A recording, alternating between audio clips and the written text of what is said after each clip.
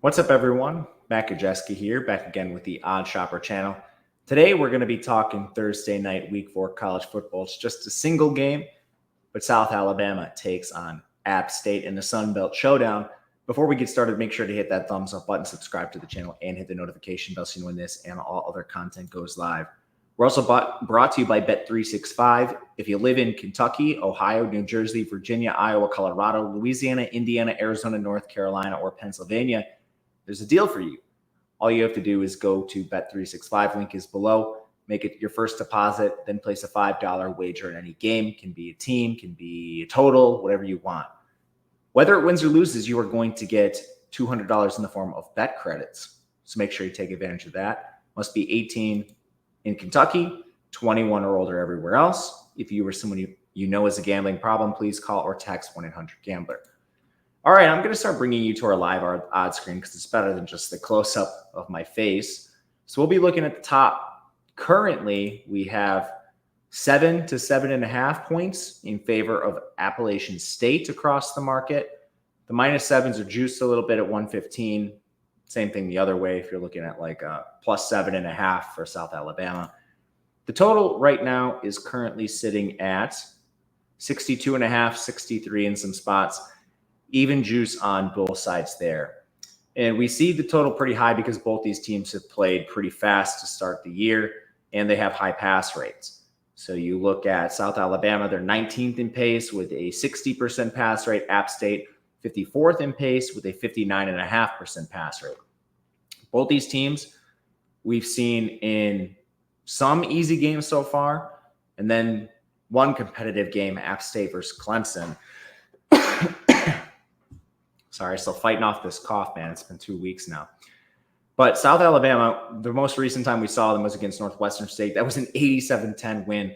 Part of that, they lost to Ohio and they lost to North Texas. Both of those wins have not aged the best, whereas App State has been in a couple games that are hard to evaluate. They beat East Tennessee State, is what it is. That's an FCS team.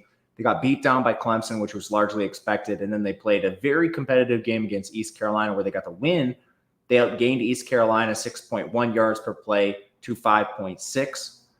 App State also threw a pick six, so they kind of just handed East Carolina some points in that game.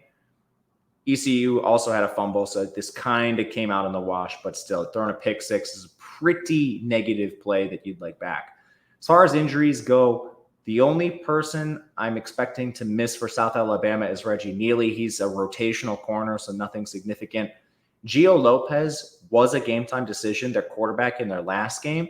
He gutted it out, but his role changed. In week 1, before he got hurt, he had 11 design carries. Then he didn't play in week 2. In their most recent game against the FCS Northwestern State, one of the worst teams I've ever seen, he only had 1 design carry. That's probably by his design. They want to keep him healthy, but I'm still a little hesitant. How healthy is he out there? We just won't know the answer. On App State, Michael Fletcher, one of their edges, missed week 3. Marcus Clark, a defensive tackle, missed week 3. Daryl Farr, a linebacker, missed week 3. All those might be performance. None of them are full-time starters.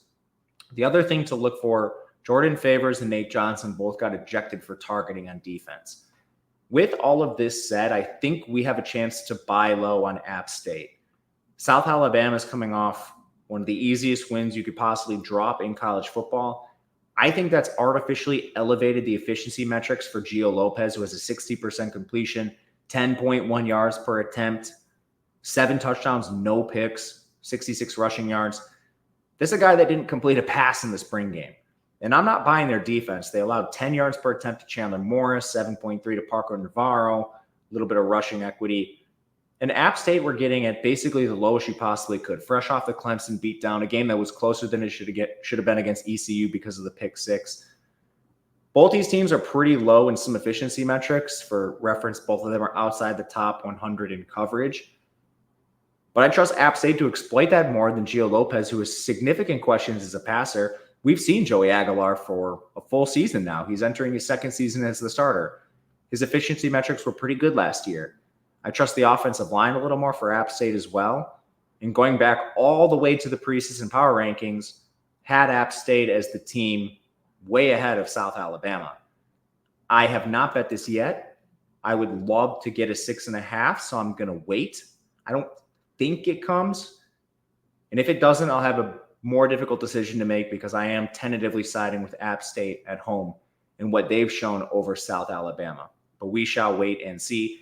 Let me know in the comments what you think. If you have any questions, feel free to reach out to me on Twitter at Matt_Gajewski.